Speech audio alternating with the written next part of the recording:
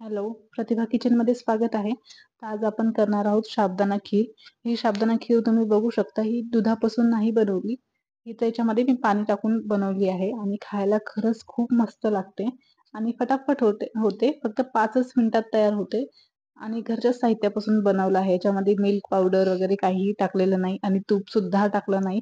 बिना तुपाची, बिना दुधाची आहे, पण खायला खरंच खूप मस्त लागते. तुम्ही आजपर्यंत ही खीर बघितली पण नसेल आणि कधी खाल्ली पण नसेल, पण खायला खरंच खूप छान लागते आणि तुम्ही नक्की ट्राय करा. तर इथं बघा, 1 वाटीला थोडं कमी साबुदाणा घेतला आहे मी. साबुदाणा कधी पण स्वच्छ निवडून घ्यायचा आहे. तर हे आपण थोडं-थोडं पाणी टाकून हे छान आपल्याला स्वच्छ धुवून घ्यायचं आहे. म्हणजे 2-3 पाण्याने स्वच्छ धुवून घ्यायचं आहे. त्याच्यामध्ये भरपूर स्टार्च असते. ते पांढरं-पांढरं पाणी असते ना, ते पूर्ण आपल्याला काढून घ्यायचं आहे. तुम्ही बघू शकता 2-3 पाण्याने स्वच्छ धुतल्यावर आपला स्टार्च पूर्ण निघून जातो. आता हे साबुदाणा स्वच्छ धुवून झालेला आहे. त्याच्यामध्ये थोडंसं पाणी ठेवायचं आहे. म्हणजे पूर्ण पाणी नाही काढायचं. थोडंसं पाणी ठेवलं की म्हणजे छान आपला साबुदाणा भिजतो पण आणि 1 तासातच भिजवायचा आहे. जास्त वेळ ठेवायची गरज नाहीये. आता इथे बघू शकता 1 तास झालेला आहे. आता साबुदाणा पण आपला छान भिजलेला आहे. बघू शकता तुम्ही.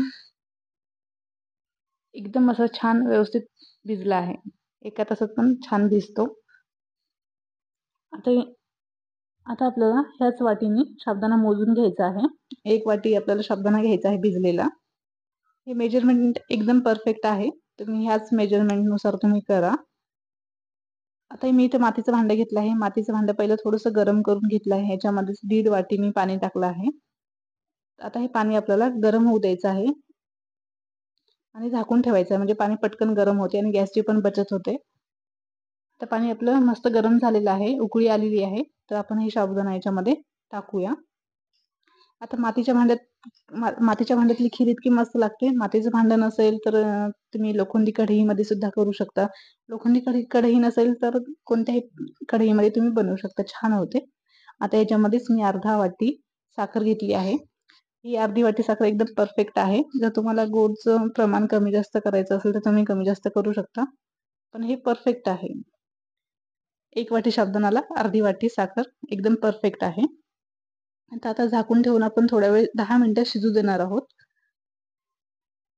आता 10 मिनिटं झालेले आहेत. आपण एकदा चेक करूया. बघू शकता साबुदाणा मस्त असं फुगलेला आहे. मोठा-मोठा झालेला आहे. बघू शकता तुम्ही आणि एकदम आपलं हे पाणी वगैरे छान असं चिकट-चिकट होईपर्यंत शिजू द्यायचं आहे. हे बघू शकता. तर तुम्हाला अजून जास्त थोडीशी पातळ पाहिजे असेल तर पाण्याचं प्रमाण थोडंसं वाढवू शकता. आता नंतर थंड झाल्यावर खीर ही घट्टच होते. आता गरम-गरम असल्यामुळे थोडी पातळ आहे. तर बघू शकता तुम्ही. आता याच्यामध्ये थोडंसं आपण बदाम टाकणार आहोत. तुम्हाला जेही ड्रायफ्रुट्स आवडतात ते तुम्ही टाकू शकता. जेही तुम्हाला उपवासाला चालतात ते टाकू शकता. मी ही उपवासासाठीच बनवत आहे. माझा गुरुवार उपवास असतो, तर मी बनवत आहे उपवासाला. आता याच्यामध्ये थोडीशी विलायची पावडर पण टाकायची आहे. विलायची पावडर टाकल्यामुळे टेस्ट खूप भारी येते. तुम्ही नक्की टाका. काजू, बदाम नाही टाकले तरीही चालतात. पण विलायची पावडर नक्की टाका. विलायची पावडरमुळे खरंच खूप छान टेस्ट येते. आता बघू शकता मी गॅस बंद केलेला आहे, तरी पण याला उकळी येत आहे.